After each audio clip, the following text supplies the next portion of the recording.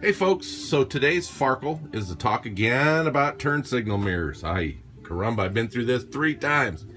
Anyway, just to tell you a little story. When I first got my Spyder, I couldn't see the turn signals on the dash very well, so you couldn't tell if your turn signals were stuck on. I've seen all kinds of guys, people like put LEDs up here and LEDs, whatever, so that you, the driver, knew that your turn signal was still on for some reason, right? The LEDs up here suck. So what I did first was I mounted an LED strip here and wired them into the mirrors. No problem, worked well, right? However, I don't know, for me, LA smog, being on the freeway all the time, heat, you name it, what happened was after about 8 months, they got gummy. And I mean gummy to the point where I'd go to clean the mirror and the paper towel would stick to it, and it was just terrible.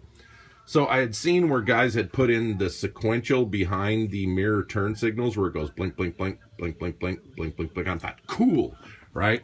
But it requires tearing the mirrors out of the unit without breaking them on both. And it was a major pain in the neck. I wound up breaking a mirror and having to get a mirror cut, and go see my video for sequential turn signals. I explain it all. I'm not going to go into the history on that. Needless to say, the reason I didn't like those is those were cool and all. They were great at night, looked great in the garage, but the minute you got out in the sun, I could barely see them. Barely. And that means drivers couldn't see them either.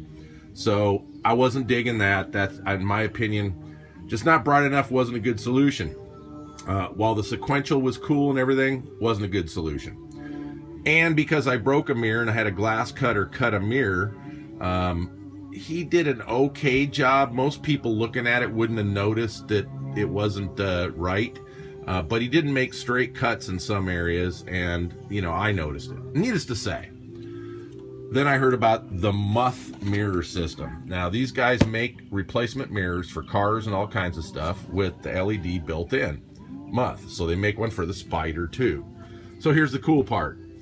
As I broke a mirror, and if you guys break a mirror, these whole units are expensive.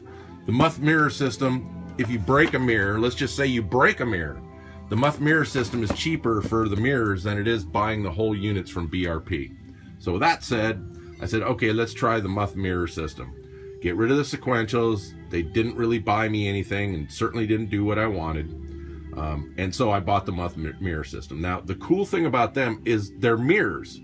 So getting the old mirror out, I almost guarantee most people will break it, but if you're careful, you can get it out. But if you break it, it doesn't matter. You just throw it away because they're complete mirrors that stick right on. They give you the wiring connectors and everything. Now, I didn't use the big long wires they gave you. What I did is I just cut into the connector at the mirror on this side of the mirror and soldered onto the wires and then heat shrunk them. So when you take the mirror off, it's still the same stock connector. Your dealer, nothing or whatever, doesn't have to worry about other wires up at the mirror, right? So that's what I did rather than what they wanted you to do, and that was to run them to wherever they wanted you to run them to, rather than, and they gave you 8 foot of wire. Not needed. Anyway, so put the mirrors on, took the old mirrors off. I actually broke one taking the old mirrors off with the sequentials I put on, believe it or not. But I was like, who cares? These are full mirrors. So anyway, some double-sided tape, stuck it on there.